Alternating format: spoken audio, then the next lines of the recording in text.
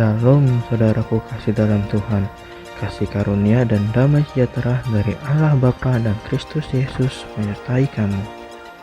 Bacaan Alkitab kita diambil dari 2 Samuel 16 ayat 1 sampai 23. Daud bertemu dengan Ziba.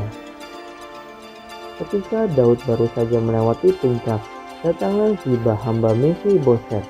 Mendapatkan dia membawa sepasang keledai yang berkelana dengan muatan 200 petul roti, 100 buah kue kismis, 100 buah-buahan musim panas, dan sebuyung anggur. Lalu bertanyalah raja kepada Ziba, apakah maksudmu dengan semuanya ini? Jawab Ziba, keledai-keledai ini bagi keluarga raja untuk ditunggangi, roti dan buah-buahan ini bagi orang-orangmu untuk dimakan, dan anggur ini untuk diminum di padang gurun oleh orang-orang yang sudah lelah.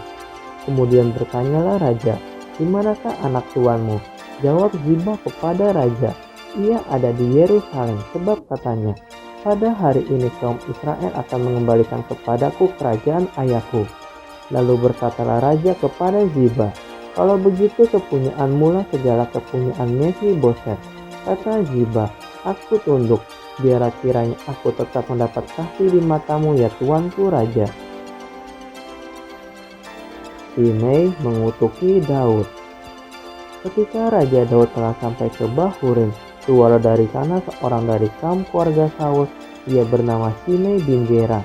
Sambil mendekati raja, ia terus-menerus mengutuk. Daud dan semua pegawai Raja Daud dilemparinya dengan batu. Walaupun segenap tentara dan semua pahlawan berjalan di kiri kanannya, beginilah perkataan Shimei pada waktu ia mengutuk. Enyahlah, enyahlah, engkau penumpah darah orang dursila. Tuhan telah membalas kepadamu segala darah keluarga Saul yang engkau gantikan menjadi raja. Tuhan telah menyerahkan kedudukan raja kepada anakmu Absalom. Sesungguhnya engkau sekarang dirundung malang, karena engkau seorang penumpah darah. Lalu berkatalah Abisai anak Zeruya kepada raja, mengapa anjing mati ini mengutuki tuanku raja? Izinkanlah aku menyeberang dan memenggal kepalanya. Tetapi kata raja, apakah urusanku dengan kamu hai anak-anak Zeruya? Biarlah ia mengutuk, sebab apabila Tuhan berfirman kepadanya, kutukilah Daud, siapakah yang akan bertanya mengapa engkau berbuat demikian? Pula kata Daud kepada Abisai dan kepada semua pegawainya, sedangkan anak kandungku ingin mencabut nyawaku, terlebih lagi sekarang orang Benyamin ini, biarkanlah dia dan biarlah ia mengutuk, sebab Tuhan yang telah berfirman kepadanya demikian. Mungkin Tuhan akan memperhatikan kesengsaraanku ini, dan Tuhan membalas yang baik kepadaku sebagai ganti kutuk orang itu pada hari ini. Demikianlah Daud melanjutkan perjalanannya dengan orang-orangnya, sedang Shimei berjalan terus di lereng gunung bertentangan dengan dia, dan sambil berjalan ia mengutuk, melemparinya dengan batu dan menimbulkan debu. Dengan lelah sampailah raja dan seluruh rakyat yang ada bersama-sama dengan dia ke Yordan, lalu mereka beristirahat di sana. Husai dan Ahitofel menghadap Absalom.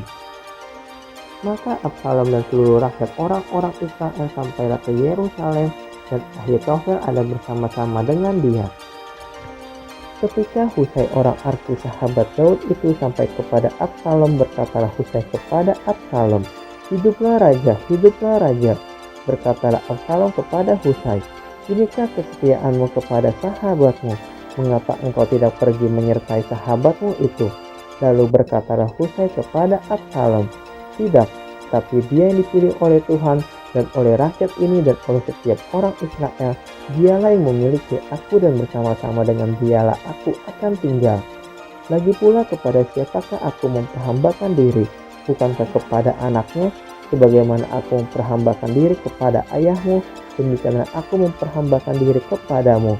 Kemudian berkatalah Absalom kepada Ahitofel, berilah nasihat apakah yang harus kita perbuat. Lalu jawab Ahitofel kepada Absalom, hampirilah gundik-gundik ayahmu yang ditinggalkannya untuk menunggui istana.